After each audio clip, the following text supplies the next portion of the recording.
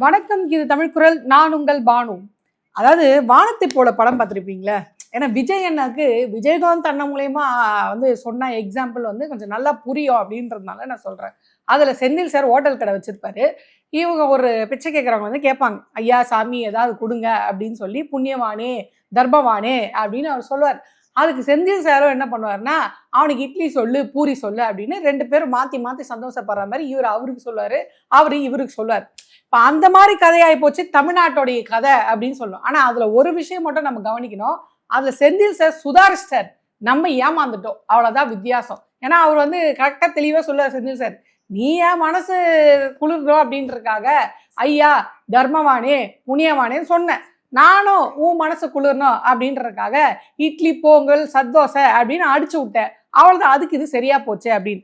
ஆனால் இங்கே என்னன்னா, அதாவது பீகார்ல கூட இருக்காங்க பார்த்தீங்களா, அந்த மக்களை நம்ம இவ்வளோ சொன்னோம், உங்களுக்கு ஒன்றுமே தெரியல, நீங்கள் வேஸ்ட்டுடா, நாங்கள் தான் பகுத்தறிவோடு இருக்கிற தமிழ்நாடு அப்படின்னு மார்த்தட்டிடும். ஆனால் அவன் கூட சொன்னா, டே மரியாதையாக நீ இந்த 10,000 ரூபாய் திருப்பி கேட்டினா நான் போட்ட ஓட்டை திருப்பி கொடு, அப்படா நான் இந்த 10,000 திருப்பி தரேன் அப்படின்னு பீகார்ல இருக்கவங்க முதலமைச்சரை பார்த்து காரி துப்பி கண்ணை தெரிவிச்சாங்க. நம்ம அது கூட செய்ய முடியாம இன்னும் பாதி பேர் விஜய் அண்ணனுக்கு முட்டு கொடுத்துட்டு இருக்கோம். விஜய் அண்ணன் செஞ்ச எதுவாக இருந்தாலும் சரியாதான் இருக்கும் அப்படின்ட்டு. இதெல்லாம் செய்யறதுக்கு எதுக்கு நம்மளுக்கு ஒரு கல்வி அப்படின்னு நான் கேட்குறேன். அதாவது அவர் ஸ்பெசிஃபிக்கா பாயிண்ட் அவுட் பண்ணி சொன்னாரு. அவர் என்ன சொன்னார் அப்படின்னா, ஊழலை ஒழிப்போம் அப்படின்னு சொன்னாரு. அது எந்த அளவுக்கு ஒழிச்சிருக்காரு, யாரோட துணையோட ஒழிச்சிருக்காரு, யார ஆதரவா கூட வச்சிருக்காரு, அதை வச்சு நம்ம அதை இப்போ நம்ம பார்ப்போம். 2வது அவர் என்ன சொன்னார்னா, திமுக சொல்லுவாங்க ஆனா செய்யும் போது வேறையா இருக்கும். உதாரணத்துக்கு எல்லாருக்கும் 1000 ரூபாய் சொன்னாரு, ஆனா ஆட்சிக்கு வந்தவருக்கு தகுதி உள்ள பெண்களுக்கு 1000 ரூபாய். 2வது அதை நீங்க யோசிக்கணும், திமுகவை பத்தி யோசிக்கணும். அவங்க ஃபர்ஸ்ட் தகுதி உள்ள பெண்கள் கொடுத்தாங்க. அதாவது உள்ளதுலே எளிய அந்த அந்த 1000 ரூபாய் உண்மையிலே யாருக்கு பயன்பெறுமோ அவங்களுக்கு ஃபர்ஸ்ட் போய் அதை சேர்ந்துட்டோம் அப்படின்னு அவங்களுக்கு கொடுத்தாங்க. அதுக்கப்புறம் 2வது யாரெல்லாம் விடுபட்டு போனீங்களோ அவங்களும் வாங்க, அவங்களுக்கும் நாங்கள் கொடுக்குறோம் அப்படின்னு சொன்னாங்க. அப்போ உரியவர்களுக்கு அது சரியான நேரத்தில் ஃபர்ஸ்ட் போய் சேரணும் அப்படின்னு எடுத்த நடவடிக்கையை இவங்க எப்படி மாற்றி போட்டாங்கன்னா, இல்லை அவங்க மேனிஃபெஸ்டோவில் சொன்னது ஒன்று செஞ்சது ஒன்று. இப்போ நீங்கள் யார் அண்ணன் அப்படின்னு கேட்டால், நான் சொன்னதை செய்வேன் சொல்லாதையும் செய்வேன் அப்படின்னு சொல்லிட்டு இவர் முன்னிறுத்தினார் இல்லையா. இப்போ என்ன பண்ணியிருக்காரு அப்படின்னு பார்த்தீங்கன்னா, நம்ம காதில் இவ்வளோ சரத்துக்கு பெருசாக ஒரு பூ வாங்கி சுற்றி விட்டுருக்காரு. என்ன அப்படின்னு பார்த்தீங்கன்னா, இவர் என்ன சொன்னார்னா, நான் திமுக மாதிரி கிடையாது, ரொம்ப தெளிவாக சொல்கிறேன், 5 ஏக்கருக்கு கீழே வைத்திருக்கக்கூடிய விவசாயிகளுக்கு விவசாய கடன் முழுமையாக தள்ளுபடி. வேணா நான் அந்த வீடியோ கூட நான் உங்களுக்கு போட்டு காட்டுறேன். முழுமையாக தள்ளுபடி அப்படின்னு சொன்னார். 5 ஏக்கருக்கு மேல இருக்கிறவங்களுக்கு நான் பாதி, அதாவது 50% தள்ளுபடி செய்வேன். நான் முன்னாடியே எதுவாக இருந்தாலும் கிளியரா பேசுவேன், திமுக மாதிரி சொல்றது ஒன்று செய்யறது ஒன்றா இருக்க மாட்டேன்னு ரொம்ப தெளிவா அவர் சொன்ன ஸ்டேட்மெண்ட் இன்னைக்கும் வீடியோவா நம்ம கிட்ட ஆதாரமா இருக்கு. ஆனா அவர் சொன்னது என்ன, செஞ்சது என்ன? அவர் எல்லாருக்குமே தானே, அதாவது 5 ஏக்கர் கீழே இருக்க எல்லாருக்குமே முழுசா தானே கடன் தள்ளுபடி பண்றேன்னு சொன்னாரு. ஆனா அவர் என்ன பண்ணி வச்சிருக்காரு அப்படின்னு பாத்தீங்கன்னா, 50,000 இப்போ 5 ஏக்கர் நான் நல்லா வச்சிருக்கேன், எனக்கு 50,000 கடன் இருக்குன்னு வைங்களேன். 50,000 கடன் இருக்குன்னா அவர் என்ன பண்ணணும், முழுமையா தள்ளுபடி பண்ணணும். இப்போ எனக்கு 1 லட்சம் கடன் இருக்கு, 5 ஏக்கர் வச்சிருக்க, 1 லட்சம் கடன் இருக்கு, என்ன பண்ணணும், முழுமையா தள்ளுபடி பண்ணணும். ஆனா அதுக்கு மாறா இவங்க என்ன பண்ணியிருக்காங்க அப்படின்னு பாத்தீங்கன்னா, 50,001 60,000 வாங்குறாங்க அப்படின்னா, இப்ப 5 ஏக்கர் வச்சுக்கிறவர்கள் 50,000 60,000 அவர் வாங்கினாருன்னா அவருக்கு 40,000 தள்ளுபடி பண்ணியிருக்காங்க. அதாவது முழுசா தள்ளுபடி பண்ணியிருக்காரு. எப்படி இந்த மாதிரி முழுசா தள்ளுபடி பண்ணி நான் பார்த்ததே இல்லை. 50,000 வாங்கியிருந்தா 5 ஏக்கர் கீழே இருக்கவங்க நீங்க 50,000 தானே நீங்க தள்ளுபடி பண்ணிருக்கணும், ஏன் 40,000 பண்ணியிருக்கீங்க? இதே மாதிரி 60 70 வாங்கினவருக்கு 30,000, 60,000 முழுசா தள்ளுபடி பண்ணாமல் ஏன் 30,000 தள்ளுபடி பண்ணீங்க? இதே மாதிரி 70 80,000 வாங்கினவங்களுக்கு 20,000 தள்ளுபடி பண்றாங்க. ஆக ரேட்டு ஏற ஏற ஏற கடன் தள்ளுபடி அப்படின்றது குறைஞ்சிக்கிட்டே வருது. இப்போ இவர் உடனே இதுக்கு ஒன்று விட்டு தூக்கிட்டு வருவாங்க. 50,000 கடன் வாங்கியிருக்காங்க அப்படின்னா அவங்க அவ்வளோ கம்மியான ஏழையா இருப்பாங்க. முதல்ல மேல் மாடியை வேலை செய்ய வைக்கணும். யார் அதிகப்படியா கடன் வாங்குவா? அதிகப்படியா தேவை இருக்கவங்க வாங்குவாங்க. இப்போ என்கிட்ட நிறைய பணம் இருக்கு, ஏதோ ஒரு 50,000 ஷார்டேஜ் அப்படின்னா நான் போய் 50,000 கடன் வாங்குவேன். என்கிட்ட பணமே இல்லை, 50,000 தான் கையில் இருக்கு, இன்னும் 1 லட்சம் இருந்தாதான் என்னால் எதாவது பண்ண முடியும் அப்படின்னா நான் போய் 1 லட்சம் கடன் வாங்குவேன். ஆக இந்த கடன் நீங்க சொல்ல ஸ்டேட்மெண்ட் 5 ஏக்கர் கீழே இருக்கவங்களுக்கு முழு தள்ளுபடி. ஆனா இவங்க என்ன பண்ணியிருக்காங்கன்னா, 1 லட்ச ரூபா கடன் வாங்கியிருக்காங்க, இல்லை 1 லட்ச ரூபாய்க்கு மேல, அதாவது 1 லட்ச ரூபா கடன் வாங்கினா 10,000 ரூபாய் தள்ளுபடி, 1,00,000 மேலே வாங்கினா 5,000 ரூபாய் தள்ளுபடி. இப்போ என்ன, நீங்கள் ஏதாவது துணி கடை ஜவுளி கடை நடத்துறீங்களா, இதுக்கு மேலே வாங்கினீங்கன்னா இவ்வளோ ஆஃபர். இப்போ இந்த மாதிரி சில துணி கடைக்கெல்லாம் போனீங்கன்னா பாயிண்ட் ஆட் ஆகினே போகும். இந்த பாயிண்ட்டுக்கு இவ்வளோ காசு நாங்கள் வந்து துணி தருவோம் அப்படின்னு சொல்லுவாங்களே, அந்த மாதிரி அவர் வந்து சொல்லிட்டு இருக்காரு விஜய் அவர்கள். இது முழு தள்ளுபடிக்கே இந்த லட்சணம். இவ பாதி தள்ளுபடி பண்ணாங்க அப்படின்னு சொன்னாங்களே, இப்போ பாதி தள்ளுபடினா 50,000 வாங்கினவங்களுக்கு 50% தள்ளுபடினா எவ்வளோ பண்ணணும், கணக்கு நல்ல கணக்கு தெரிஞ்சவங்களுக்கு 25,000 அப்படின்னு சொல்லுவாங்க. ஆனால் அண்ணன் எவ்வளோ பண்ணியிருக்காருன்னா 20,000. இது 50லேருந்து 60 வாங்கினாங்க. 60 வாங்கினா 30 பண்ணணும், ஆனால் 20 பண்ணியிருக்காங்க. இப்போ இதே மாதிரி தான் அதில் பார்த்தா மாதிரி தான் இதுலேயே அமௌண்ட் ஏற ஏற ஏற கடன் குறைக்கிறது அப்படின்றது கம்மியாயிட்டே வருது. இப்போ 50,000க்கு 25,000 பண்ணணும் நியாயமா. 2ஆம் கிளாஸ் படிக்கிற குழந்தை கூட கேட்கும் 50ல் பாதி எவ்வளோனா 25 அப்படின்னு சொன்னோம். ஆனால் இவங்க 20,000 பண்ணியிருக்காங்க. இப்போ 70லேருந்து 80,000 கடன் வாங்கியிருக்காங்க அப்படின்னு வைங்களேன். அவங்களுக்கு எவ்வளோ பண்ணணும், 80னா நியாயமா 40,000 பண்ணணும் இல்லையா, வெறும் 10,000 தள்ளுபடி பண்ணியிருக்காங்க. இது எப்படி 50% ஆகும்? அது மட்டும் இல்லாமல் 1,00,000க்கு மேலே வாங்கியிருந்தா வெறும் 5,000 ரூபாய். 1,00,000 நீங்கள் 50% தள்ளுபடினா என்ன பண்ணணும், 50,000 தள்ளுபடி பண்ணணும். ஆனால் 1,000 ரூபாய் தள்ளுபடி, 5,000 ரூபாய் தள்ளுபடி பண்ணுவோம் அப்படின்றீங்கன்னா இது யாரை ஏமாத்துற வேலை? இவர் நம்ம காதில் பூ சுற்றி இருக்காரா இல்லையா? இப்போ தஞ்சாவூர்ல போய் மூச்சு பிடிக்க டைலாக் பேசி போன ஆட்சியில ஒண்ணுமே பண்ணல அப்படின்னு சொல்றாங்கல்ல. இப்ப கடந்த ஆட்சியில எவ்வளவு தூரம், அதாவது அது திமுகவா இருக்கட்டும் இல்ல அதிமுகவா இருக்கட்டும், அவங்க எவ்வளவு தூரம் விவசாய கடன் தள்ளுபடி எத்தனை இது பண்ணியிருக்காங்க அப்படின்றத மட்டும் நம்ம சொல்லுவோம். இப்போ 2006ல் திமுக ஆட்சி அமைக்கும் போது விவசாய கடன் தள்ளுபடின்னு அவங்க அறிவிச்சாங்க. ஆட்சிக்கு வந்தவுடனே கிட்டத்தட்ட 7,000 கோடி கடன் வந்து அவங்க வந்து தள்ளுபடி பண்ணியிருக்காங்க.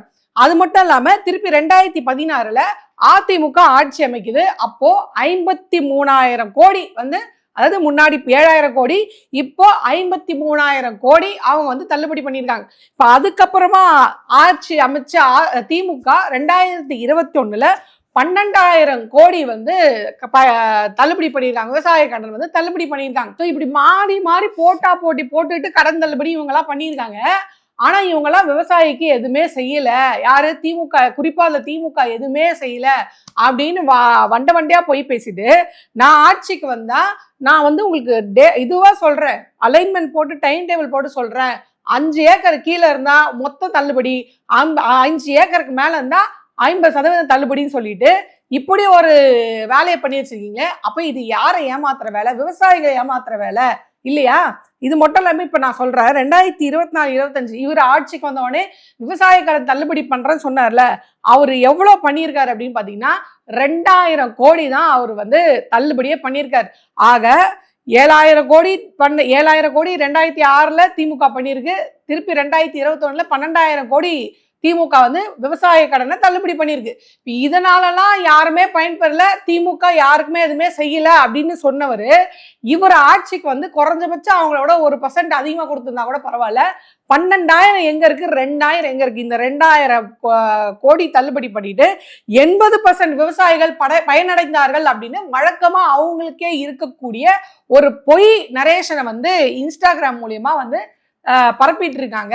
ஆக அவங்க என்ன சொன்னாங்களோ அதை எதுவுமே அவங்க செய்யல அப்படின்னு தான் அர்த்தம். அதாவது 200 யூனிட் மாசம் ஃப்ரீன்னு சொன்னாரு. ஆனா வந்தவொடனே என்ன சொன்னாருன்னா 2 மாசத்துக்கு மாசம் 200 யூனிட்னு சொல்லிட்டு ஆட்சிக்கு வந்த உடனே 2 மாசத்துக்கு 500 யூனிட்டுக்கு யூஸ் பண்றவங்களுக்கு 200 யூனிட், 2 மாசத்துக்கு 200 யூனிட் அப்படின்னு முதல் குண்டு தூக்கி போட்டார். இப்போ ரெண்டாவதா அவர் வந்து என்ன குண்டு தூக்கி போட்டிருக்காருன்னா, நான் எல்லாருக்குமே, அதாவது 5 ஏக்கருக்கு கீழே இருக்க எல்லாருக்குமே மொத்தமா கடன் தள்ளுபடின்னு சொல்லிட்டு இப்போ இந்த மாதிரியான ஒரு இடி இறக்கி இருக்காரு விவசாயிகளுக்கு அப்படின்னு தான் சொல்லணும். ஆனா இதுக்கு வேற பஞ்ச் டைலாக், சொன்னதை செய்வேன் சொல்லாததையும் செய்வேன் அப்படின்னு சொன்னார். அதுல ஒன்னே ஒண்ணு உண்மை, அவர் சொல்லாததான் செஞ்சிட்டு இருக்காரு. இந்த மாதிரி ஒண்ணு சொல்லவே இல்லையாப்பா, 50,000 வாங்கினா நியாயமா நீங்க 5 ஏக்கர் கீழே இருந்தா மொத்தமா தானேப்பா தள்ளுபடி பண்ணோம். ஆனா அதுக்கு மாறா இந்த மாதிரி 20 பண்றீங்களே, இது என்னப்பா புது டெக்னிக்கா இருக்கா? அதை விட கொடுமை என்னன்னா, அவங்க ஒரு டேட் வேற குறிப்பா சொல்லி வச்சிருக்காங்க. இந்த டேட்ல இருந்து இந்த டேட் வாங்கினவங்க 1/5/2025ல இருந்து வாங்கினவங்களுக்கு மட்டும் தான் நாங்க வந்து தள்ளுபடி பண்ணுவோம். அப்ப அதுக்கு முன்னாடி வாங்கினவங்களாம் நியாயமா விவசாய கடன் தள்ளுபடி அப்படின்னா இவங்க என்ன பண்ணோம்? இவங்க ஆட்சிக்கு வந்து உட்கார்ந்த பிறகு யார் யாரெல்லாம் விவசாய கடன் வாங்கினாங்களோ அவங்களுக்கு தள்ளுபடி பண்ணணும். அதிகபட்சமா என் அறிவுக்கு தெரிந்த வரைக்கும் என்ன பண்ணுவாங்க அப்படின்னா, அவர் அந்த மேனிஃபெஸ்டோ சொன்னாரு பாத்தீங்களா, அந்த மேனிஃபெஸ்டோ சொன்ன அதுக்கப்புறமா கடன், அதாவது போய் கடன் வாங்கினாங்களே, அதை வேணா நான் பண்ண மாட்டேன் அப்படின்னு வேணா ஒரு நரேட்டிவ் பேசுவாங்க. சரி, அதை கூட நம்ம ஒத்துக்கலாம். அவர் சொல்லிட்டாரு, அதுக்காக நாங்க போய் வச்சோம் அப்படின்னு சொல்லி கூட நம்ம அதை ரிஜெக்ட் பண்ணலாம். ஆனா அதுக்கு முன்னாடி வாங்கின கடன் எல்லாம் நீங்க ஏன் ரத்து பண்ண மாட்டீங்க அப்படின்ற ஒரு கேள்வி இன்னைக்கு சமூக வலைதளத்துல பெரிய கேள்வியா வந்திருக்கு. இதுக்கு விஜய் அவர்கள் என்ன செய்தாலும் அதற்கு முட்டு கொடுத்து கொண்டு இருக்கக்கூடிய விஜய் அவர்களுடைய சப்போர்ட்டர்ஸும் என்ன பதில் சொல்ல போகிறார்கள், குறிப்பா தாவேகா கட்சி தொண்டர்கள் என்ன பதில் சொல்ல போறார்கள், இது ஃபர்ஸ்ட். ரெண்டாவது, இவர் என்ன சொன்னார்னா, நான் ஆட்சிக்கு வந்ததும் ஊழலை ஒழிச்சிருவேன் அப்படின்னு சொன்னார். அண்ணன் எந்த அளவுக்கு ஊழல் ஒழிக்கிறாரு அப்படின்னு பாத்தீங்கன்னா, அவங்க கீழே இருக்கவங்களாம் வந்து 1 லட்சம் மாசம் கொடுங்க அப்படின்னு கேட்கிற அளவுக்கு ஊழலை ஒழிக்கிறாரு. உடனே சொன்னாங்க, இல்ல பதவியில இருந்து நீக்கிட்டாங்க. என்ன பண்ணுவாங்கன்னா, 10 ரூபாய் யாருன்னா வந்து காசு வாங்கினாங்க தள்ளிட்டு போறவங்கன்னா அவங்கள பதவி விட்டு நீக்கிடுவாங்க. அதே மாதிரி இப்போ ஒரு பிரச்சனை பெருசாகி மக்கள் ரோட்டுக்கு வந்து பஸ்ஸை மறிச்சு போராட்டம் பண்ற அளவுக்கு போயிட்டாங்க. பிரச்சனை பெருசாயிருச்சு. விஜய் அவர்களுடைய பேர் வந்து ரொம்ப மோசமா டேமேஜ் ஆயிடுச்சு. இப்போ இதுக்கு ஏதாவது ஒன்று பண்ணி ஆகணும் அப்படின்றதுக்காக தான் இவ்வளோ பெரிய மக்கள் ரோட்ல இறங்கி போராட்டம் பண்ணி பிரச்சனை பெருசாக நான் அவரை நீக்கிறேன் அப்படின்னு சொல்லியிருக்காங்க. இந்த நீக்கிறதுல எனக்கு என்ன கேள்விக்குறினா, ஏற்கனவே ஒரு இஸ்லாமிய பெண் இருக்காங்க பார்த்தீங்கன்னா, இவங்களோட வீட்டுக்குள்ள ஒருத்தர் போய் நான் உனக்கு வாய்ப்பு வாங்கி தரேன், அதை வாங்கி தரேன், இவங்க வாங்கி தரேன் அப்படின்னு சொல்லிட்டு அந்த சர்ச்சை பெரிய விஷயமாச்சு. தாவேக்கால பெண்களுக்கு இதான் நீங்க கொடுக்குற பாதுகாப்பு லட்சணமாலாம் கேட்டாங்க. அவர் உடனே நாங்க பதவி நீக்கம் பண்றோம் அப்படின்னு சொன்னாங்க. ஆனா கடைசிக்கு அதை பதவி நீக்கம் பண்ணல. அவருடைய பொண்ணுக்கு இன்னைக்கு பதவி கொடுத்து உட்கார வச்சிருக்கீங்க அப்படின்றது தான் உண்மை. ஸோ அந்த மாதிரியான பதவி நீக்கம் தான் இந்த பதவி நீக்கமா அப்படின்ற இன்னொரு கேள்வி வருது. இதை விட டாப் நாச் என்ன அப்படின்னு பார்த்தீங்கன்னா, ஊழலை ஒழிக்கிற அப்படின்னு சொல்லி ஆட்சிக்கு வந்த விஜய் அவர்கள் தன்னோட யாரை வந்து இன்னைக்கு அதாவது ஒரு முதல்வருக்கு ஆலோசகரை யாரை வந்து உட்கார வச்சிருக்காரு அப்படின்னு பார்த்தீங்கன்னா, எல்லாருக்குமே தெரியும், விஷ்ணு ரெட்டி அவர்கள் அப்படின்னு. இந்த விஷ்ணு ரெட்டி அவர்களுடைய பின்புலத்தை எடுத்து பார்க்கும்போது தான் தெரியுது, அண்ணன் இவரை வச்சுட்டு எப்படிரா வந்து ஊழலை ஒழிக்க போறாரு அப்படின்னு. இந்த விஷ்ணு ரெட்டின்றவர் யார் அப்படின்னு பாத்தீங்கன்னா, ஒய்எஸ் அனில் ரெட்டி இருக்கார் பாத்தீங்களா, அதாவது ஆந்திரால லிக்வர் ஸ்கேம், அதாவது ஆந்திரா லிக்வர் ஸ்கேம், அதாவது என்னன்னா மதுபானங்கள்ல கொள்முதல் பண்ணாங்க இல்லையா, இதுல ஸ்கேம், இதுல ஊழல் பண்ணியிருக்காங்க. 1 இல்ல 2 இல்ல, கிட்டத்தட்ட 4000 கோடி வந்து ஊழல் பண்ணியிருக்காங்க. இந்த ஊழல் பண்ண நபர் தான் ஒய்எஸ் அனில் ரெட்டி. இந்த அனில் ரெட்டியோட பிசினஸ் பார்ட்னர் தான் இந்த விஷ்ணு ரெட்டி. இந்த விஷ்ணு ரெட்டி தான் இவருக்கு என்னவா இருக்காரு, அரசு முதல்வருக்கு ஆலோசகரா இருக்கார். 2 பேர் ஆலோசகர். ஒன்னு ஜான் ஆரோக்கியசாமி வியூக வகுப்பாளர், இன்னொருத்தர் இந்த விஷ்ணு ரெட்டி. அதாவது ஜோசியக்காரரை போலான்னு பார்த்தாங்க, எல்லாம் சுதாரிச்சு அடிச்சு தெறிக்க விட்டு ஓட விட்டவுடனே அவர் அந்த பக்கமா வீட்டுக்கு போயிட்டு, நீங்க வீட்டுல எனக்கு பர்சனல் ஆலோசகரா இருங்க, இங்க வந்து இவரை வச்சுக்கலாம் அப்படின்ட்டு. அப்ப நீங்க இவரை இந்த மாதிரி ஒரு நபரோட தொடர்பு, அதாவது ஒய்எஸ் அனில் ரெட்டி 4000 கோடி ஊழல்ல சிக்கினவர், அவரோட இவர் பிசினஸ் பார்ட்னரா. ஆனா அந்த ஊழலுக்கும் இவருக்கும் எந்த சம்பந்தமே இல்லை. அதெல்லாம் நம்புற மாதிரியா இருக்கு இந்த காலத்துல. அப்படிப்பட்ட ஒரு நபரை தான் தனக்கு அரசு ஆலோசகரா, தனக்கு பர்சனல் ஆலோசகரா வந்து விஜய் அவர்கள் வச்சிருக்காரு. நம்புங்க, இவரை வச்சுக்கிட்டு தான் வந்து விஜய் அவர்கள் ஊழலற்ற ஆட்சியை கொடுக்க போறாரு. அவர் என்ன மாதிரி அட்வைஸ் கொடுப்பாரு. அப்ப அதாவது இன்னொன்று வந்து சொல்றாங்க, அவர் வந்து 15 வருஷமா கிரானைட் குவாரி வச்சு இது பண்ணிட்டு இருக்காரு, அவரை போய் இப்படி சொல்றீங்களே அப்படின்ட்டு இது பண்றாங்க. இப்ப இதெல்லாம் கேள்விப்பட்டதான் ஏன் அண்ணா அதிரடியா விரைவா சின்ன சின்ன டெண்டர் எல்லாம் வந்து கடகடன்னு காலி செஞ்சாரு, ரத்து பண்ணாரு அப்படின்ற கேள்வி நம்மளுக்கு வருது. அந்த டெண்டருக்கும் இதுக்கும் என்ன சம்பந்தம்? இவர் இங்க அறக்கிறதுக்கும் டெண்டர்கள் அதிரடியாக ரத்து பண்றதுக்கும் புது டெண்டர்கள் உள்ள வருது. அவங்க ஆளுங்க இங்க இருக்க வேண்டாம், நம்ம ஆளுங்க உள்ள வந்து ஏதாவது பண்ணட்டோன்ற நோக்கத்துல ஏதாவது இந்த டெண்டர்கள்லாம் வந்து அதிரடியா ரத்து செய்யப்படுகிறதா, ஏன் ரத்து செய்யப்படுகிறது அப்படின்ற கேள்விக்கு நம்மளுக்கு வந்து பதில் இல்லை. கீழே இருக்கவங்கள 10 ரூபாய் 20 ரூபா வாங்கினவங்க எல்லாம் வந்து டிஸ்மிஸ் பண்ணுவாங்க ஹாஸ்பிட்டல்ல. ஆனா 10 ரூபாய் 20 ரூபாய் இன்னும் பாட்டிலுக்கு வாங்குறாங்க, அது வந்து ரத்து செய்ய முடியாதுங்க, இது என்ன சினிமாவா உடனே செய்யறதுக்கு அப்படின்னு பேசுவாங்க. இப்ப இதே அவங்க சொன்னாங்கன்னா, இல்ல இது ஊழல், முதலமைச்சருக்கு டைரக்டா போகுது, அப்ப நீங்க எங்ககிட்ட சினிமா டைலாக் பேசிட்டு 10 ரூபாய் 20 ரூபாய் வந்து சினிமா மாதிரி நம்ம உடனே இது பண்ண முடியாது, சில நடைமுறை சிக்கல் இருக்கு அப்படின்ற ஒரு ஸ்டேட்மெண்ட் கொடுத்துட்டு நீங்க அந்த 10 ரூபாய் 20 ரூபாய் உங்களுக்கு வாங்கிட்டு இருக்கீங்களா? இப்ப இதுக்கு முன்னாடி போனது அமைச்சருக்கு போதும், முதலமைச்சருக்கு போதுன்னா, அப்ப இப்ப வாங்குற 10 20 முதலமைச்சருக்கு தான் போகும். அப்ப நீங்க மட்டும் எப்படி தூய சக்தி ஆக முடியும் அப்படின்ற கேள்வி வருது இல்லையா? இப்ப 3வதா இந்த ஸ்டிக்கர் ஒட்டுறது, நம்ம டெய்லி கூட வந்து பேசலாம் போல இருக்கு. 3 வகையாக பிரிக்க வேண்டும். 3 வகையாக இப்ப பெண்கள் பாதுகாப்புல என்னென்னலாம் நடந்திருக்கு, ஸ்டிக்கர் ஓட்டல்ல என்னென்னலாம் நடந்திருக்கு, கொடுத்த வாக்குறுதியில என்னென்னலாம் வந்து ஏமாத்திருக்காரு அப்படின்னு 3 வகையாக பிரித்து டெய்லியும் பேசலாம் போல. இந்த விளாத்தி கொலை இஷ்யூ அப்படின்றது நம்ம எல்லாருக்குமே தெரியும். ஒரு பெண்ணை வந்து எவ்வளவு மோசமாக பாலியல் ரீதியாக துன்புறுத்தி கொலை செஞ்சாங்க அப்படின்றது நம்ம எல்லாருக்குமே தெரியும். ஸோ அன்னைக்கு அன்னைக்கு முதல்வராக இருந்த ஸ்டாலின் அவர்கள் இதை உடனடியாக சிறப்பு கவனம் செலுத்துறோம் அப்படின்னு சொல்லி அதை வந்து கேஸ் இது பண்ணாங்க. அங்க அந்த கேஸை நடத்தின அரசு வழக்கறிஞர் வெளியே வந்து பேட்டி கொடுக்குறாங்க. உண்மையிலே அந்த பேட்டியே ஒரு சாட்சியா இல்லைன்னா கூட இவங்க எல்லாம் இதையும் விஜய் அவர்கள் மேலதான் மொய் எழுதியிருப்பாங்க. அவங்க வந்து என்ன சொல்றாங்கன்னா 28/4/2026 அப்போதைய முதல்வர் MK ஸ்டாலின் அவர்களின் அறிவுறுத்தலின் பேரில் ஜின்னா அவர்களுடைய சிறப்பு அரசு வழக்கறிஞராக என்ன நியமனம் பண்ணாங்க. ஸோ அப்போ இந்த கேஸு என்ன ட்ராக்கு இவங்க ஆட்சியில் இருக்கும்போது வந்திருக்கு. இவங்க தான் அரசு வழக்கறிஞர் நியமனம் பண்ணியிருக்காங்க. இவங்க தான் அந்த கேஸை நடத்தியிருக்காங்க. அதாவது இன்னைக்கு வெறும் 76 நாள்லயே இந்த கேஸுக்கு வந்து இன்னைக்கு தீர்ப்பு வந்திருக்கு, தூக்கு தண்டனை கொடுக்கணும் அப்படின்னு. ஆனா வெக்கமே இல்லாம அதுக்கும் ஸ்டிக்கர் ஒட்டிக்கிறது. எங்க அண்ணன் ஆட்சிக்கு வந்த உடனே பாத்தியா இந்த மாதிரி ஒரு தீர்ப்பு வந்திருக்கு அப்படி. இப்போ இங்கதான் விஜய் அவர்கள் மாற்றாரு. இப்போ அண்ணா பல்கலைக்கழகத்தினுடைய இஷ்யூலையும் உடனே அந்த அக்யூஸ்டை அரெஸ்ட் பண்றாங்க.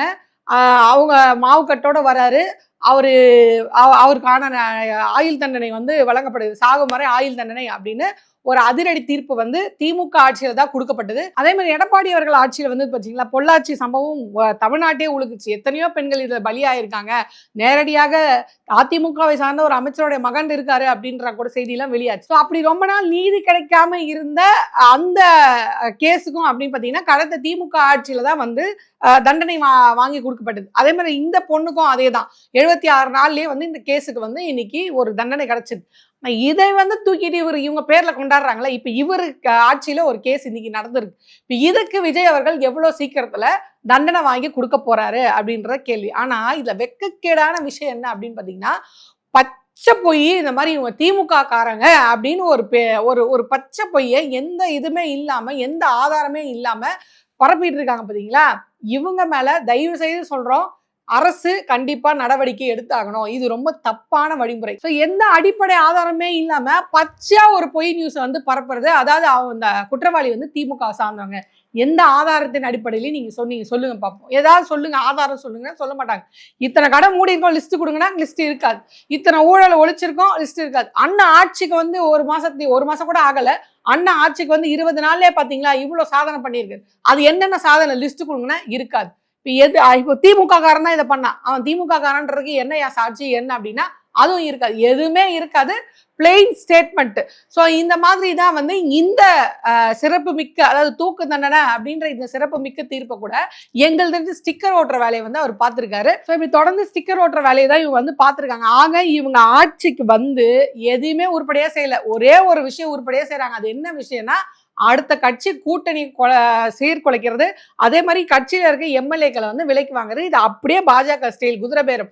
குதிரை வேகத்தில் இருக்கக்கூடிய ஆட்சின்னாங்க. ஆனா அந்த குதிரை பேரத்தையே குதிரை வேகத்துல செஞ்சுட்டு இருக்க ஆட்சின்றத ரொம்ப வெளிப்படையா அதிமுக இருக்க எம்எல்ஏக்கள் ரிசைன் பண்ணிட்டு இங்க வந்து சேர்றதுல நம்மளுக்கு தெரியுது. இப்ப நான் என்ன கேட்கிறேன், அது கூட ஒரு மானமுள்ள செயலா பாக்குறேன் ரிசைன் பண்ணிட்டு. ஏன்னா அவங்க அந்த பக்கம் என்னன்னு ஓட்டு போட்டிருப்பாங்க, அதிமுகக்கான ஓட்டா தான் அதை போட்டிருப்பாங்க. ஏற்கனவே இவங்க கழி ஊத்திட்டு இருக்காங்க திமுக காரங்க, எங்க ஓட்டை வாங்கிட்டு போய் அங்க வெக்கமே இல்லாம உட்காந்துருக்கீங்களே அப்படின்னு காங்கிரஸை பார்த்து கழி ஊத்திட்டு இருக்காங்களே. அந்த மாதிரி மறுபடியும் நம்ம வேற அதிமுகக்காக வேற எதுக்கு வாங்கணும் அப்படின்ட்டு அவங்க ரிசைன் பண்ணிட்டு வந்திருக்காங்க. குறைஞ்சபட்சம் காங்கிரஸ் கட்சியில இருக்கவங்க அதை பார்த்தாது கத்துக்கணும். போறதா இருந்தா இந்த மாதிரி ரிசைன் பண்ணிட்டு போயிருக்கலாமே அப்படின்ட்டு. இவங்க எந்த தைரியத்துல இந்த மாதிரி பண்றாங்க அப்படின்னா, நீங்க அப்படியே அந்த கட்சியில இருந்து வந்தா தானே கட்சி தாவல் பிரச்சனை வரும். இந்த 21 பேரை நீங்க ரிசைன் பண்ணிட்டு வந்துருங்க. எப்படி சிவு சண்முகம் அவசரப்பட்டு வர எம்பியை வர ரிசைன் பண்ணிட்டார்ல, அது மாதிரி நீங்க எம்எல்ஏ ரிசைன் பண்ணிட்டு நீங்க வந்துருங்க. எம்எல்ஏ ரிசைன் பண்ணிட்டு வந்த உடனே அதே இதுல இடைத்தேர்தல் வரும். அதே இடத்துல உங்களை நான் நிக்க வைக்கிறேன். எப்படி நம்ம நம்மளுக்கு தான் ஓட்டு போடுறாங்க. மறுபடியும் நீங்க ஜெயிச்சு அதே எம்எல்ஏவா வந்து நம்ம கட்சியோட நேரடியும் எம்எல்ஏ வந்துருங்க. நம்ம தனி பெரும்பான்மை வந்துரும். ஆக விஜய் அவர்களுடைய பிளான் இதுதான். திமுகவோட பிளான் இதுதான். இப்ப விஜய் அவர்கள் சிஎம் வேற யாருன்னு தெரியல. விஜய் அவர்களா ஆதவர்ஜனாவா தெரியல. இந்த படத்துல பருத்தி வீரன் படத்துல சொல்லுவாங்க, இந்த கடைக்கு ஓனரு இதை டக்ல சொன்னேன் அப்படின்னா, அப்ப நீயும் இல்லையா அட பயப்புல போய் சொல்லிட்டான் போல இருக்குன்ற மாதிரிதான் இன்னைக்கு டிவிகேவுடைய நிலப்ப போயிட்டு இருக்கு. யாரு முதல்வர்? பிரஸ் மீட் கொடுக்கறது அவரு, ஒன்னொன்னுக்கும் பதில் சொல்றது அவரு, தேவையில்லாம பேசுறது அவரு. எல்லாரும் போய் அவரு சந்திக்கிறாங்க. இந்த எம்எல்ஏகள்லாம் போனாங்களா அதிமுக, அவங்களும் அவரு தான் போய் சந்திக்கிறாங்க, சால்வ போத்துறாங்க. யாருடா சிஎம்? எங்க அண்ணனையே ஓவர் டேக் பண்ணி போயிட்டு இருக்கியா அப்படின்னு ஒரு குரூப் ஆதரவர்ஜினாங்க எதிரா டிவிகேல இருந்து கிளம்புது. பரவாயில்ல, இந்த அளவுக்காவது உங்களுக்கு வந்து பேசணும்னு தோணுது, கேட்கணும்னு தோணுது அப்படின்ற விஷயம் தான் எனக்கு இந்த அளவுக்கு கடுகளவுக்கு இவங்களுக்கு வந்து மூளை வேலை செய்யுது அப்படின்ற சந்தோஷம். ஸோ ஃபைனலா இதுதான் இவங்க எந்த இதுல இருக்காங்கன்னா, அதாவது டிவிகேக்கு தனி பெரும்பான்மை வேணும். இப்போ 107 இருக்காங்க. இதே மாதிரி ஒவ்வொருத்தரா ரிசைன் பண்ணி அதிமுக இருந்து வந்தாங்கன்னா இவங்க எப்படி இருந்தாலும் நம்மளுக்கு தான் மக்கள் ஓடி ஓட்டு நம்மளுக்கு போடுவாங்க. அதனால இவங்க ரிசைன் பண்ணிட்டு வந்தா அந்த இடத்துல நம்ம ஆளுங்களை நிறுத்திட்டாலும் சரி, இல்ல ரிசைன் பண்ணிட்டு வந்தவங்களே நிறுத்தினாலும் சரி, மோஸ்ட்லி ரிசைன் பண்ணிட்டு வந்தவங்கள தான் நிறுத்துவாங்க. ஸோ அவங்களையே நிறுத்தி மறுபடியும் நம்ம எம்எல்ஏக்களாக ஜெயிக்க வச்சு நம்மளே தனி பெரும்பான்மையா நின்றுருவோம்.